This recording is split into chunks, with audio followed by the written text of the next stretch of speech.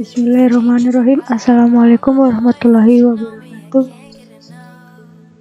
Perkenalkan, saya Jumriya, MPM 1940401005, Lokal A Manajemen 2019. Baik, di sini saya akan menjelaskan materi bab 8, yaitu adalah strategi lokasi. Yang pertama adalah pentingnya strategi terhadap lokasi. Tujuan dan strategi lokasi adalah untuk memaksimalkan keuntungan dari lokasi bagi perusahaan. Lokasi sendiri memiliki dampak yang besar pada keseluruhan risiko dan laba perusahaan. Sebagai contoh, yaitu bergantung pada produk dan tipe produksi atau jasa, ikut berperan biaya transportasi sendiri, dan dapat memiliki total sebanyak 25% dari harga jual produk. Ketika seluruh biaya dipertimbangkan, maka lokasi akan mengubah total biaya operasional sebanyak 50%. Perusahaan mengambil keputusan lokasi relatif jarang. Biasanya itu karena permintaan telah melampaui kapasitas yang sudah ada, atau karena perubahan dalam produktivitas yang terjadi nilai tukar mata uang biaya, atau perilaku tepatnya juga. Perusahaan mungkin juga mereka melokasi pabrik mereka atau tempat fasilitas jasa karena pergeseran dalam demokrasi dan permintaan konsumen. Faktor-faktor yang mengaruhi keputusan lokasi.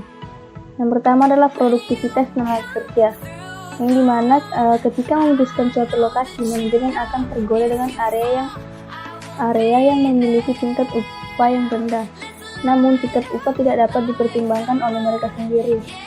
Seperti office elevator menemukan kapan dibukanya pabrik di Meksiko. Nah, manajemen di sini harus mempertimbangkan pula produktivitasnya. Yang kedua adalah nilai tukar mata uang dan risiko mata uang.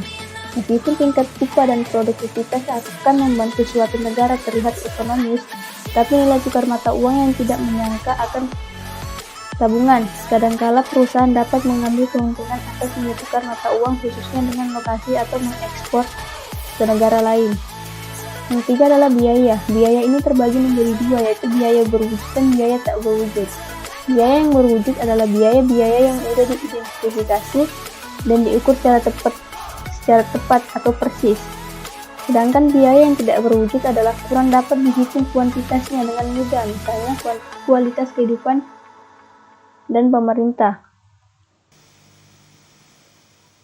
Yang keempat adalah resiko politik, nilai, dan budaya. Dalam resiko politik, jika dihubungkan dengan perilaku nasional negara bagian ke pemerintah setempat mengenai properti swasta dan intelektual, penetapan wilayah dan stabilitas pekerjaan akan berfluktuasi. Dalam nilai, dari para pekerja juga berbeda dari satu negara ke negara lain, kawasan ke kawasan, dan kota kecil ke kota yang besar. Salah satu tantangan terbesar dalam keputusan operasi global adalah berurusan dengan yang namanya budaya dari negara lain. Variasi budaya dalam ketepatan waktu oleh para pekerja oleh pemasok membuat perbedaan dalam produksi dan jadwal pengiriman sendiri. Yang kelima adalah kedekatan dengan pangsa pasar. Bagi banyak perusahaan, penempatan lokasi dekat dengan konsumennya sangat penting, terutama perusahaan jasa seperti apotek, restoran, kantor pos, atau tukang potong rambut, yang dimana menemukan bahwa kedekatan dengan pangsa pasar merupakan faktor penentu lokasi yang sangat penting.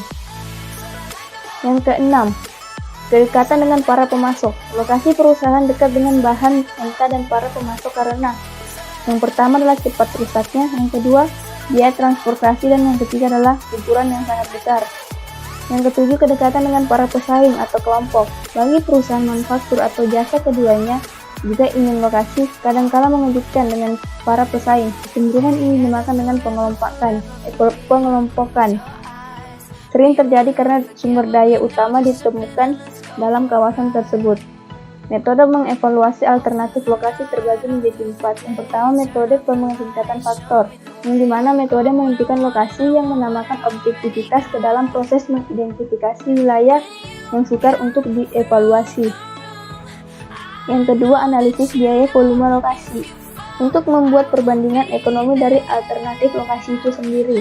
Yang ketiga, metode pusat gravitasi, yaitu di mana dalam teknik matematika yang digunakan untuk menemukan lokasi terbaik untuk poin distribusi tunggal yang melayani beberapa gerai atau areal.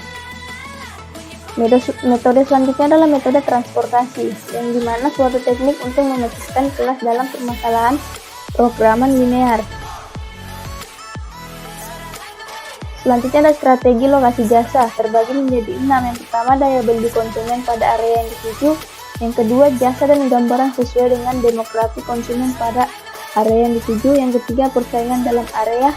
Yang keempat, kualitas persaingan. Yang kelima, keunikan dari lokasi perusahaan dan para pesaingnya. Dan yang terakhir adalah kualitas fisik dan tempat fasilitas dan bisnis di sekitarnya. Sistem informasi geografis. Dalam suatu sistem yang menyimpan dan memperlihatkan informasi yang dapat dihubungkan dengan lokasi geografis. Di sini ada beberapa data basa geografis yang tersedia dalam GIS, meliputi salah satu data sensus dengan blok daerah, kota, daerah, wilayah, distrik, kongresional, area metropolitan, negara bagian dengan kode pos 2, peta seluruh jalan, tol, jembatan, dan terowongan, 3 utilitas seperti misalnya ada listrik, air, dan saluran gas, tempat semua sungai, gunung, danau, dan hutan. 5 seluruh bandar udara utama, kampus, maupun rumah sakit. Sistem informasi geografis juga digunakan untuk menganalisis faktor yang memengaruhi keputusan lokasi dengan melaksanakan 5 elemen untuk setiap kota. Yang pertama, area presidensial. Yang kedua, toko retail. Yang ketiga, pusat budaya dan hiburan. Yang keempat, inci dan kejahatan. Yang terakhir adalah opsi transportasi. Sekian dari saya. Wabillahi taufiq wal hidayah. Wassalamualaikum warahmatullahi wabarakatuh.